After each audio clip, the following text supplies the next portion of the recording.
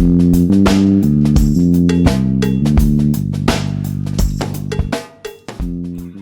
everybody. Welcome back to the Fight Business Podcast. It is July 1st, and joining us today, of course, I have my deputy editor of the Body Lock, Michael Fiedel, and our special guest, Ed Soares from LFA. How are you doing today? I'm doing good. How are you guys? Doing great. First question, as always, as we get underway here, how have you been holding up with all the craziness in the world? You know what, man? I've tried to take this time and actually kind of enjoy the time off and not, stress. I knew that, everyone had to stay home, and I took this time to kind of almost recharge a little bit and just sit back and just analyze where we were as a business and where we want to go. And I actually made the most of it during this time. So I don't have too much to complain about, but I'm definitely excited to get back to work next week. Absolutely. And of course, you mentioned the time off. Now, most live sports and most live sporting organizations have been forced to kind of take a step back or to pause or cancel events, seasons, that kind of thing. And MMA has been no different. Now, with LFA, how has it been for the business of the promotion? Because obviously there's a lot that goes into not holding events, especially on the regional scene. What has this time been like for you and for LFA as a promotion? Well, I think what it's done for us is it's made us really analyze and assess the business in different ways. Like we're going to have to change our business model or change the way we operate business, just like every other organization and every other sports team or league. Fortunately for us as the LFA, we have a great distribution partner of our content. So our only revenue stream is not relying just on ticket sales. So we've been creative between sponsorships and between other things like that.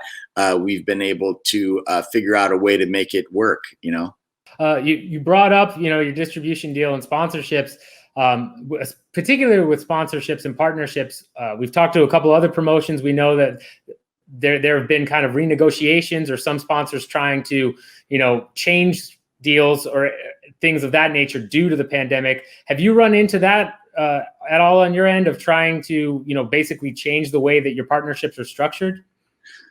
Of course, these are, unprecedented times. So people are doing what they have to do to stay alive. And like I said, with us and our sponsors, they're true partnerships. So if they're going through a struggle or they're going through a time that's difficult, we have to be there as an organization as they have been with us. So what we're doing is with most of our sponsors, we're just figuring out and we're restructuring things. But at the end of the day, nobody has backed out, and we're going to figure out a way to make it work for everyone, because they're just as important to us as I feel that, we have to show them their value to us as much as they have shown to us, in hindsight. I mean, a lot of our sponsors have been with us since the beginning of the LFA. So if we've got to work together as a partnership should to get through these difficult times, that's what we're going to do.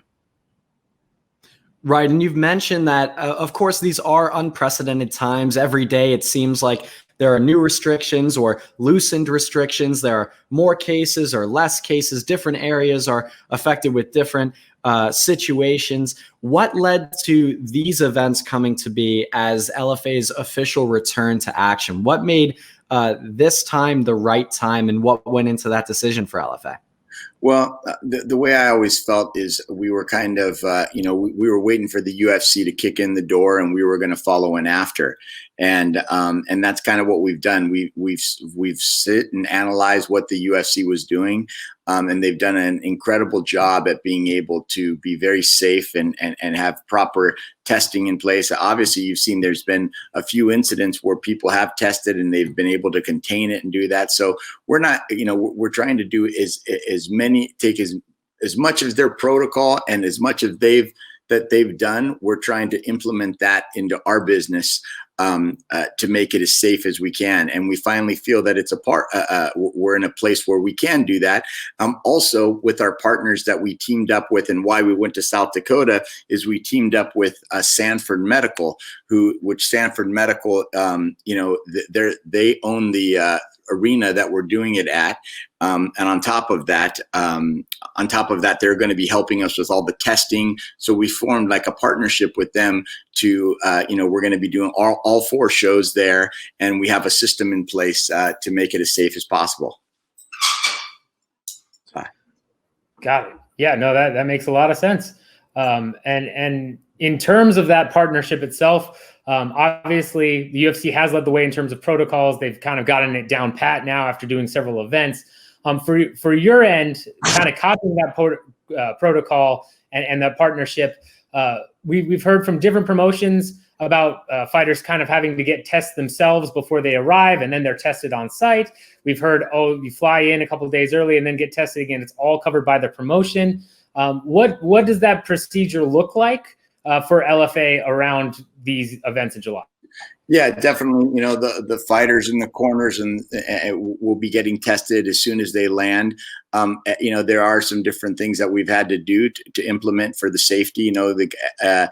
Everyone is getting in at an earlier date, so everyone can get tested and everyone can, so we have changed some things. Some things have changed, and obviously there's some more expenses added.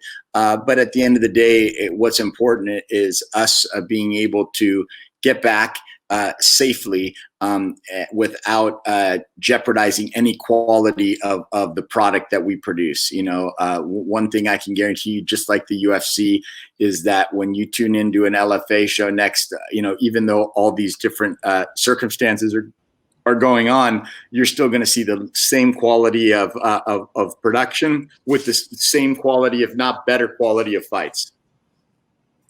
Right. And of course, LFA has a very large roster across both the country and internationally. There are a lot of fighters there that are in LFA. What was your experience dealing with the fighters during this time? Were there any fighters who were hesitating to compete, or was everyone itching to get back there once proper protocols were in place? I think for the most part, most people were ready to go. A lot of these guys were taking their safety precautions to be able to try to train, with minimal or by themselves, or just stay in shape. And so I think a lot of people, after, taking the almost 3 months of not, doing anything, I think they were eager to get back in there in action. The problem is for the sport of MMA is that there's just not that many promotions out there doing them. Doing events. Like I said, mainly because not that many promotions out there have a distribution deal. And that's why I said we're one of the very few lucky ones that are blessed to be on, UFC Fight Pass. And they've been an incredible partner to us since we've started there. I feel that it's been a win-win partnership with the UFC. Now, I talked to you back last November about that switch. It was right after you had made the switch to UFC Fight Pass, and we're starting to go through that deal. And you had mentioned that the production of events had kind of shifted over towards you guys rather than with your old partner. And it was more of you were running the events all in-house and distributing it that way. Given that you only had 3 or 4 shows of doing that, and then the pandemic hit, given, you're starting up again here in July, now you've had several months with those business model changes you were talking about earlier, do you think that gap in time has helped you perfect how to run the events from that point of view? And are there things going forward now you're going to use permanently, regardless of if the pandemic ends or not? Well, I definitely think there's going to be some things that we're going to change like I can remember before people would talk about, I've had friends say, why don't you guys just like get a small arena somewhere, like a studio, and just have the fights at the studio every week? And then I was like, yeah, but then it would be hard to sell out, to sell an arena or sell a certain amount of tickets. But like all those things that sounded so far from being a reality maybe, months ago now could be a reality. And, so I definitely think that I don't think just not only MMA, but I just don't think the business world, the world is going to be the same place. It's going to be totally different in a lot of ways. So I definitely think that some of the things that we've learned, what we've learned and had to adapt to during this pandemic, I think some of those things are going to be relevant and probably continue on even as we get back into a normal life. And of course, in South Dakota, when you guys go up there, you will be partnered with Sanford Health. Now, Sanford Health does have a long history with MMA. Of course, they were part of the rebranding of Hard Knocks 365, which is now Sanford MMA. So there's a deep tie there between Sanford and MMA. Could you talk a little bit about the way that partnership is going to manifest when you guys go up there? What is the protocol for Fight Week going to look like with the COVID restrictions and with Sanford's help? Yeah, well, I mean, we have all those in place, and I don't have the protocols in front of me to really, but I can tell you that we're going above and beyond what the state regulations are, and the athletes and cornermen will be tested, and we're taking all the proper steps. And people will be, quarantined, not quarantined, but they'll have to be almost. Kind of almost quarantined after they take the test. They're not, so we're doing the best that we can to try to, herd everybody and keep everyone as safe as possible. And like I said, Sanford Medical having the facility there, it really, for instance, like the testing, if we were in another place, we'd have to send the blood, or not the blood, but send the swabs to a lab. And thank God everything's going to be there in Sioux Falls. So everything's going to be close, and we're going to be able to do everything efficiently. So that's the great thing about having partner up with someone like Sanford, and like you said, the long history that they've had with MMA, on top of the Hard Knocks a school that they've had. They've worked with Dave Martin for a long time, which is a part of all that. And we've worked with Dave Martin there, and Sanford. When we started doing shows in Sioux Falls, we were actually the first licensed promoter to ever do a show in Sioux Falls, in South Dakota, and that was under the RFA banner. And so our promoter's license is 00001. So we're the first ones with a promoter's license in the state of South Dakota. So yeah, Sanford's been there since day one, and also a lot of the businesses in that community. It's a great. I don't know how many of you have been to Sioux Falls, South Dakota, but I'm a kid from Los Angeles, California, and I would have never thought that I'd say I'd enjoy it. But you know what? The people out there are great. It's a cool town, and to me, it's one of the coolest the coolest Midwest towns I've ever been to is Sioux Falls, South Dakota. Well, I haven't been personally, but I'll have to check it out after that recommendation. As a small farm boy myself, that sounds like heaven. Yeah, it is. It's a great place, a great town, and the people are phenomenal out there. I've never in our history, at least I've seen, is where when we used to do shows there, they used to tailgate before our shows. Like there'd be like people in the park and tailgating. So it was like, for us, they've always embraced us, and it's always been a phenomenal place. Bringing the first televised event from Sioux Falls, South Dakota, we brought with the RFA. So, they've always supported us very much there locally. Yeah. And that sounds awesome. I would love to tailgate before an MMA event myself. Yeah. Now with the shows you're doing in Sioux Falls, obviously, this month is packed with 4 title fights. It's going to be huge. Just in regards to that, a lot of the titles at this point are vacant for LFA. We've seen a lot of call-ups. We saw Brendan Royval. We've seen Steve Garcia. A lot of call-ups from your guys moving to the UFC. One thing, in terms of you clearly have a knack for talent in scouting and finding those fighters that then get called up to the UFC or Bellator. Right. In terms of that scouting process, I've always been kind of curious. What does that look like for you? Is it relationships with managers? Do you send out scouts or anything like that? Because you guys obviously are. That's one thing there's one thing that's good to know is there's no short of talent. And, I think that we've been able to establish ourselves as the #1 developmental organization in the world. I mean, I don't think anybody has put more fighters in the UFC and Bellator than us in the world now. Every one of the cards you're looking at, at least 1, 2, 3. Sometimes, I remember one card, I forgot which pay-per-view card it was. 75% of the UFC card was LFA alumni.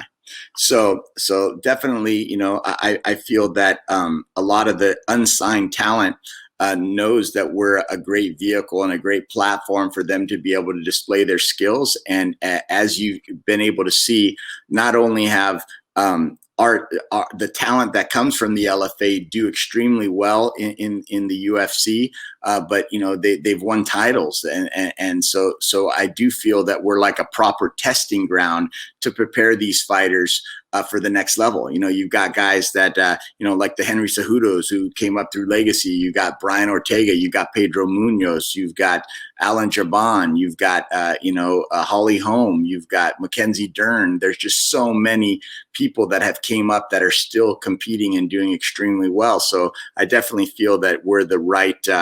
We give them the right experience and kind of their proving ground for when they do sign with that big organization. The organizations know that they're going to perform.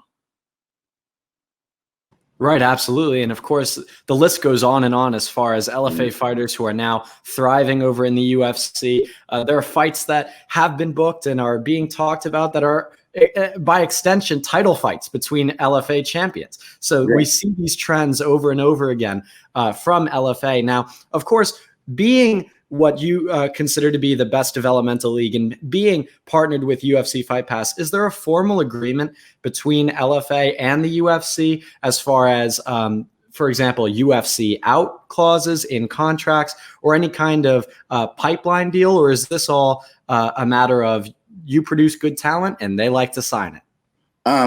In our contract, we do have a UFC out clause, just to put in there, just to make people happy. But us as a promotion, the LFA, I can comfortably say that we're the most fighter friendly organization in the planet. Like, we're not here to try to tie people down. We want to see people succeed, and we're truly a developmental organization. So, even if you have a 5-fight contract with us, if you get a better opportunity to go to Bellator, if you get we've let people go to PFL, we've let people go to ONE. Most people always go to the UFC or Bellator, but we're there. We embrace that. We try to help. You know what I mean? It's almost like, I feel like when fighters come and fight in the LFA, it's almost like, from my experience and management, it's like they have a whole other manager. I'm trying to get them signed to these bigger organizations as much as their manager is, and nothing makes us happier than when our champs move on and move on to the UFC or Bellator and have success there. You've got guys like Leandro Higo, who was the first ever LFA champion, and it was such a respected title at the time that they basically put him directly in to fight for a title in Bellator. So he went as the LFA champ, winning that title to fighting for a Bellator title. Yeah, and obviously that's great to hear, especially to help promote those up and coming fighters. But obviously that does cause, on your end, right, we've got lots of vacant title belts and title fights going. So to get that backlog filled, to find those other fighters, what is the best tactic that you guys use in order to keep that pipeline coming, so you can keep pushing that new talent? So you're not left with a roster that's depleted, because so many of these guys are getting elevated. Well, put it this way, there's a lot more fighters than there are opportunities to fight. So at the end of the day, if you're going out there and you're, making some noise in your regional scene, I would think any logical manager coming from a management background, why wouldn't you want to go with the LFA compared to other organizations to develop yourself? Number one, you're on UFC. You're on UFC Fight Pass, which is an incredible distribution platform. Number two, you're signing with an organization that's doing 20 to 24 shows a year. I don't really know of any organization out there that's doing that many shows outside of Bellator and UFC. So as a fighter and as a fight manager, why wouldn't you want those options and fighting with someone that you know is going to be there? I mean, at the end of the day, we're coming back and knocking out 4 shows in 4 weeks, just like the big guys, you know. So like, I don't know, for me, I would feel more comfortable doing that. But then again, in this time and day and age, I mean, these guys have got to get fights wherever they can get fights. So I can tell you the shortage of fighters to develop, there's no shortage, you know. Even with the Contenders series, even with all of that, there's still a lot of talent out there and not enough opportunities to get these guys ready. For your upcoming card, LFA 84, the main event is going to be the featherweight title fight for the vacant belt. Yeah. And you've got Justin Gonzalez against Jason Childers. Now, this fight, when I saw it, I was a little confused because I thought I was looking at a UFC fight. I mean, these guys are both undefeated. One of them, Gonzalez, has won already on the Contender Series. This is a big marquee fight, and it's the first one back for LFA, the main event. Can you walk through that fight and what the first event back means for LFA? Well, you know, obviously, you know, the first event back, I'm just excited to be back working. But yeah, I mean, having, you know, this fight, Justin was originally supposed to fight Childers in April, and then unfortunately the timing didn't work out right for Childers. So then we brought in a guy from Brazil to fight him, and then that's when the event got postponed. So it was in a way great to be able to make back the original fight that was supposed to be set up. So a lot of these fights that we've been putting on, that we've put together, have been fights we tried to go back and put together. Some of the same fights that we did from the shows that were canceled. And if not, because like you said, some guys moved up, like Garcia moved up. He was originally it was supposed to be Garcia and Gonzalez. Then he got signed. And then it went to Childers. So it's like I said, there's so many steps, but that's how it kind of came together. And we're pretty much just putting together we're just trying to put together the shows. A lot of the fights that were booked before, we're just trying to rebook them. And with that in mind, I mean, obviously at the end of last year, you had that disruption as you changed media distribution partners. And then now you have another disruption with the pandemic. You've got a packed July. As we move forward, is the plan to try and kind of crank out these events to make up for that lost time moving forward? 100%. We were scheduled to produce 20 shows this year with the UFC, and I can tell you right now very confidently that we're going to be producing at least 17 of those 20 shows. So I can tell you that from today till the end of the year, there will be a minimum of 13 more LFAs on UFC Fight Pass. Right. And of course, the first of those events are going to be in Sioux Falls with Sanford, with the Sanford Arena. Are there any plans to go to venues outside of South Dakota at this time, or is the plan currently to continue to use that venue until things loosen up dramatically elsewhere? Well, with the way we switch things up, you know, we're kind of doing what we're calling a residency. So what we're doing is to offset some of those costs because of the shortage of ticket revenues and stuff like that. What we've done is we've tried to set up places where we make one setup and we try to knock out as many shows as we can within that time period. So yes, other locations are in talks, and right now we have the first 4 shows set, and I can tell you that probably within the next week we'll have the next 3 to 4 shows set. But I believe that by the end of August we'll probably have, you know, by the end of August I believe we'll have 6 to 7 shows produced by then. And I've been asking a lot of other regional promotions or people involved with the sport, given everything that's going on. You've kind of already touched on it. I think I know what your answer is going to be here based on what you've been saying. But in terms of your long-term strategy, right? or your 2 to 5 year strategic plan that a lot of businesses have. I'm assuming based on what you've told me here, what you had going before the pandemic and what we've got now after is completely different based on the analysis that you've done and based on what's going on in the world. Do you feel like you've got a new good strategic plan for the next several years for LFA? Do you feel like you've got things kind of, figured out, or are you still kind of evolving and shifting given everything that's going on? Well, I don't think we ever really figure it out, 100%. And I don't necessarily think the plan for LFA has changed. Since back in when we started the RFA, since day one, we've always said our goal is to be the #1 developmental organization in the world. And that's what we've achieved. And that's what we're going to maintain. So I feel that what we want to do is just keep producing talent. Really just keep producing talent because, as these organizations get back going, obviously the UFC and then hopefully Bellator is going to be back going soon. They're going to need organizations like ours developing this talent, because then the talent pool is going to be cut short if there isn't.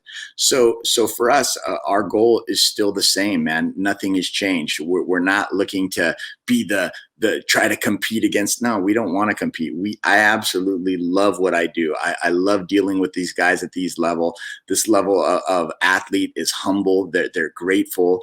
And to me, when I look at the LFA and I look at a fighter's career, if I was to look at a fighter's career as a block wall, and the LFA can be 1 or 2, 3 of those blocks that make that wall of success, that's what we want to do. And that's what we want to be. It's great to hear. It's awesome to hear. I'm glad that's still the mission. Again, we got 4 title fights. If you're watching and you don't have UFC Fight Pass, I implore you to sign up just for this month alone for those 4 title fights the LFA is putting on. It's going to be awesome. Ed, thank you so much for the time. And if there's anything else, we can find you at Ed Blackhouse on Twitter. Anything else you got coming down the pipeline, or anything you want to plug real quick? No, I mean, just, like I said, just looking forward to getting back to work and trying to, just start producing shows and giving some of these young athletes that opportunity to show their skills and hopefully help them move on to the next stage of their life. I mean, that's what, to me, I look at the LFA as like a fraternity, like once you move on, like we're still there supporting you, we're still rooting you on. The only bummer is sometimes is when you get 2 of our alumni fighting each other, which happens a lot now. I just hope that it's a great fight. And most of the time it always is. I'm so proud of every one of the guys and girls that have came through our organization and how well they're doing at the next stage of their career. And I just hope that their experience with us was something good and helped build them into a better fighter. Amazing to hear. I love that attitude. And I'm sure that's the case. The few fighters I've talked to that have gone through LFA or that I've seen at LFA events like Curtis Blades, Valentina Shevchenko, have all only had great things to say about the organization. So, keep doing what you're doing. And thank you so much for the time. Hey, thank you guys, man. Take care. Thanks, you too.